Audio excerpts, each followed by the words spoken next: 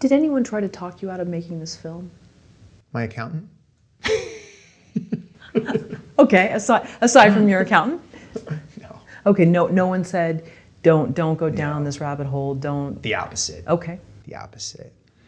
You know, it's like some things are kind of self-evident. You know, I think for me, I'm interested in subjects that are relevant to our world, that are happening now, that have an impact on all of us.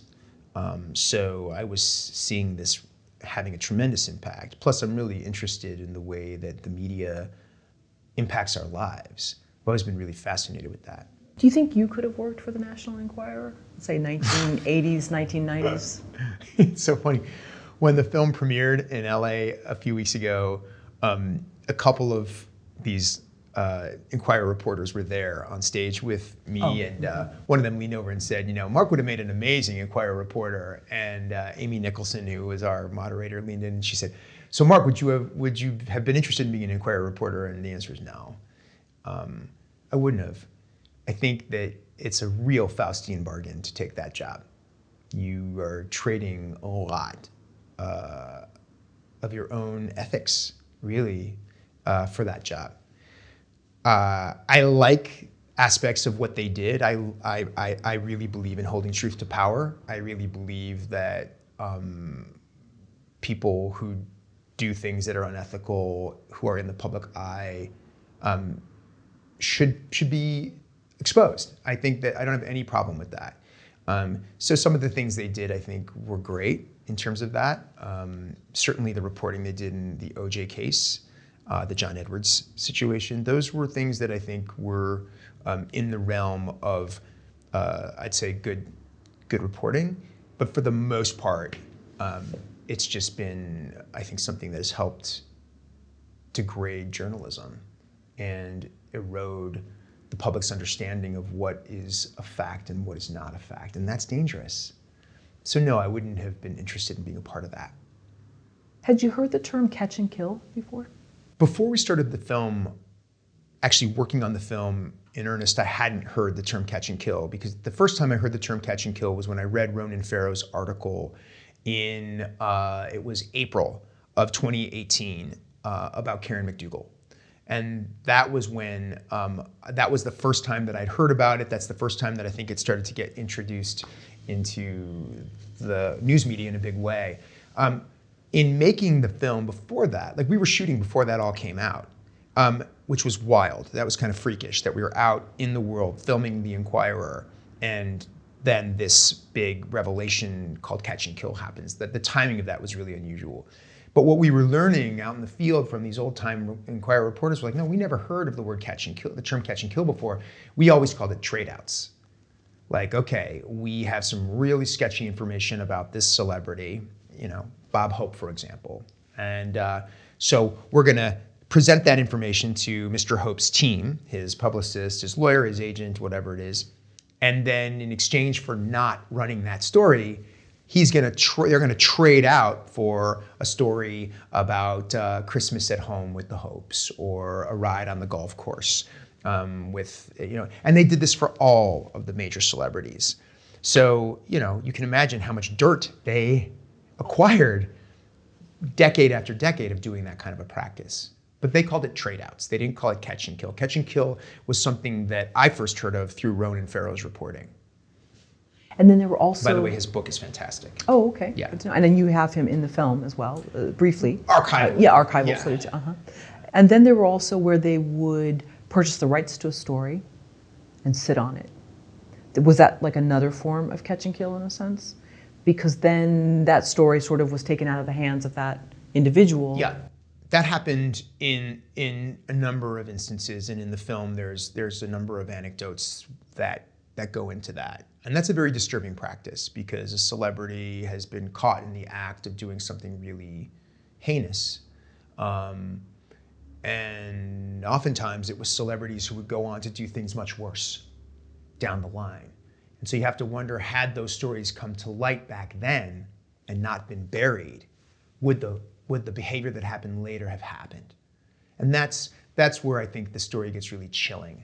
Does the public have a right to know everything about celebrities, in your opinion, after having done this film? You know, there's like several camps on that. Some people think once you get into the public eye, your life, your secrets are no longer your own. The public owns you in some sense. I don't believe that. I don't believe that. I mean, you know, why should that be the case? I think that a lot of gossip reporters, a lot of tabloid reporters use that, I think, to go to sleep at night and look at themselves in the mirror. But I don't believe that just because somebody is entertaining us or compelling us with a great performance or you know, engaging us with incredible music or whatever it is that they're doing, that we're entitled to know everything about them. I think that that's, I just don't think that that's right. And I think that the truth is that it's a business, and that there are benefits that celebrities and creative professionals, artists, musicians get from being in tabloids. They get publicity, they get to promote films, people buy into their image, they buy into the narrative. But I think this kind of ruthless pursuit of people, you know, hounding them with paparazzi, hounding their children, I don't see the point. I think that's just more about a sickness in our culture. You know, this obsession with wanting to know everything about other people, this comparison, compare and despair, you know, and that's a larger issue. Well, one part that was especially chilling in the film for me was when one of the reporters, or maybe two, talked about how it was actual family members, not just disgruntled employees of a celebrity or a politician that called in tips, but actually like family members and supposed friends.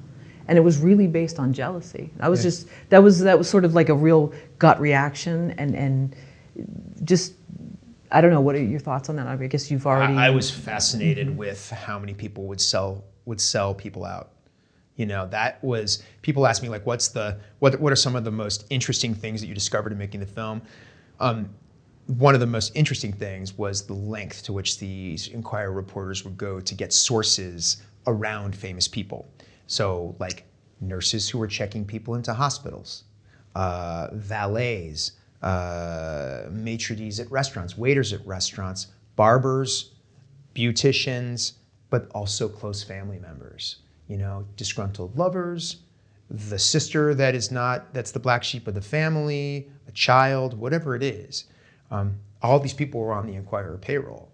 So, you know, I don't think it's any different today, but it is pretty chilling when you realize that, you know, you get famous, you get rich, you get powerful, and there is a price to pay for that, in that you'll become susceptible to people selling you out.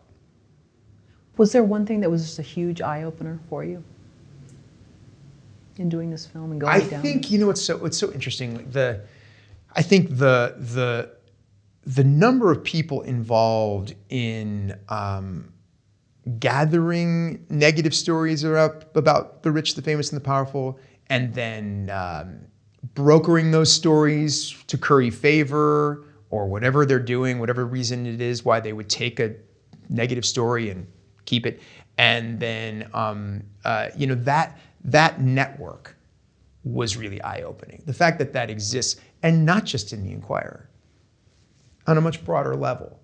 You know, somebody in our film says, you know, that there are thousands of these deals made every day to protect the rich and the powerful. That's pretty eye-opening. That's a very sobering thought. You know, that if you have money, and you're in a position of power in the country, in the culture, that you can use those resources to maintain a bright and shiny image. And I think making this film made all of us very aware of just how often that happens. Sure, wasn't it Orson Welles who had numerous things that were thrown at him for the movie that he did from a powerful family that wanted to silence him? Yeah, a powerful family in the news business. Right. Yeah, you know, you make a film like that, naturally there's going to be backlash. I think there was someone who warned him, like, don't go to that hotel room. There's a story waiting to happen there. Yeah, you know, yeah. so yeah, that's happened since The guy from Touch of Evil is in that hotel room, don't go in there.